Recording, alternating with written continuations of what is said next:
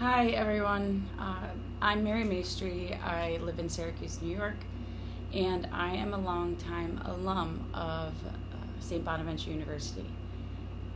Before I get started with anything, I want a full disclosure.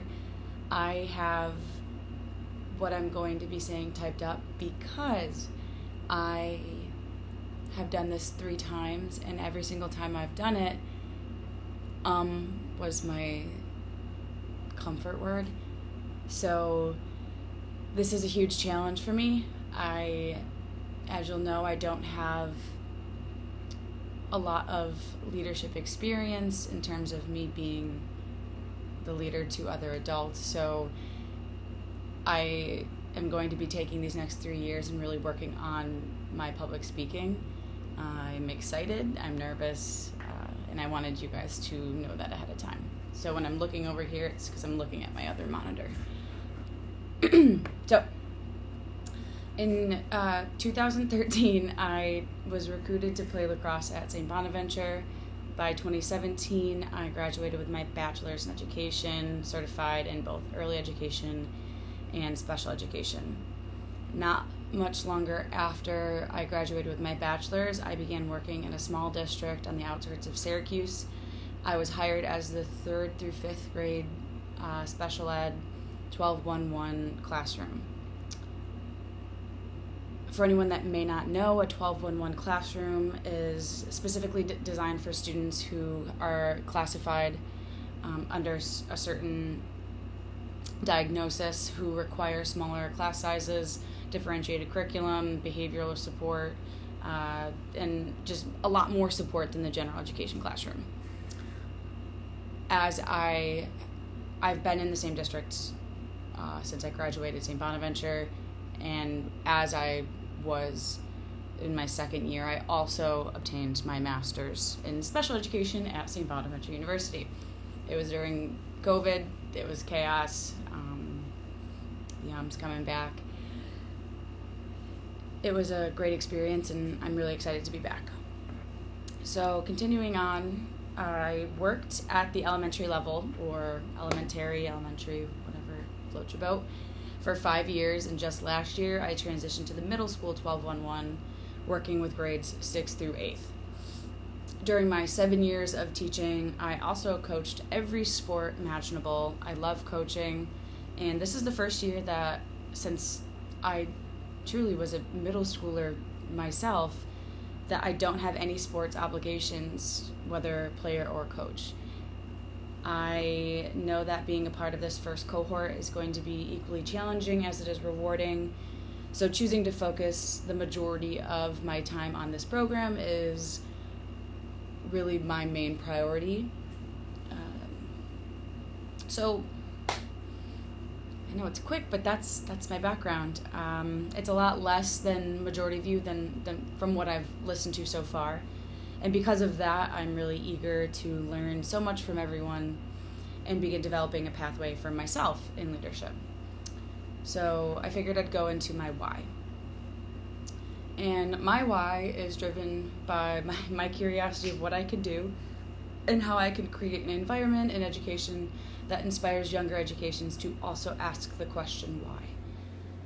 I'm a web of questions, honestly, that have driven me to places I didn't expect before. I think my curiosity is a pretty driving force in everything I do. So I'm going to read through a couple questions that I have looked over myself and have asked myself throughout the past couple years. I'm going to share them with you. They are all very relevant to experiences I've had before. So I'm going to list them off. A teacher I had in elementary school wasn't kind to me. Why? Another teacher in the same school left me. Why? These coaches in high school have developed state championship winning programs. Why? My college coaches weren't equipped to run a Division I program. Why? My current school district has struggled in the past to maintain coaching positions. Why? One of my former principals targeted me, and I ended up finding myself in very confusing and untrue situations. Why? And my new and most current principal is one of the most loving, hardworking, and effective leaders that I've experienced through my few years in teaching. Why? So again, those are honest inquiries to my experiences, and I listened to a couple videos, and when I was thinking about my why, I think it's always developing. I think my why is just the curiosity of the educational system. I have had great experiences. I've had not so great experiences, both as a student, both as a teacher, both as a player, both as a coach. So I want to lead, and I want to make effective change with the people I work with the students I work with. I want to learn from other people. Being in a special education position, I don't get a lot of opportunities to collaborate. I don't get a lot of opportunities to see a side of education that maybe general education teachers get to see. And I'm so eager.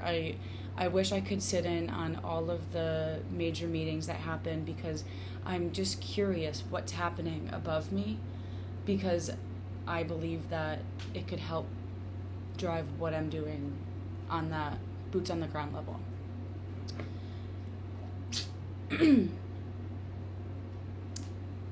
So I think that we were asked to share a specific experience in leadership.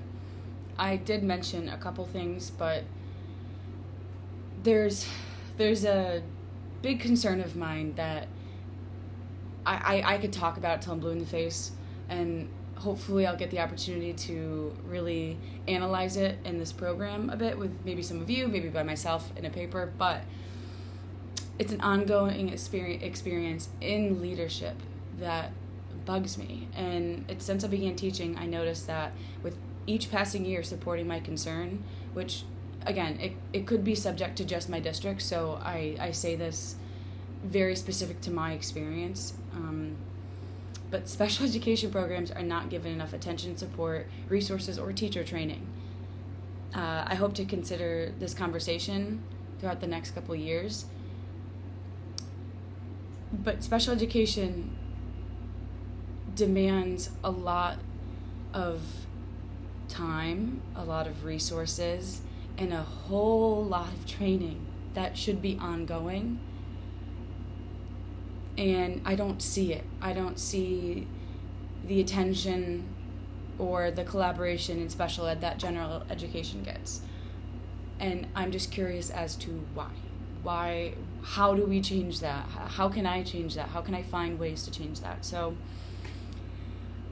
there are specific minor details inside of that concern that I would be more than happy to share with anyone if anyone's curious. But right now I just kind of want to leave it at that blanket thought and continue the conversation as we continue throughout the next couple of years. So thank you all for listening. I hope I did not say I caught myself a couple times. So I am a huge supporter of feedback. So please, if there's anything with public speaking that you have any advice on, I am here to I'm a dry sponge, and I want to soak in as much as possible. So thank you again for listening, and good luck this year.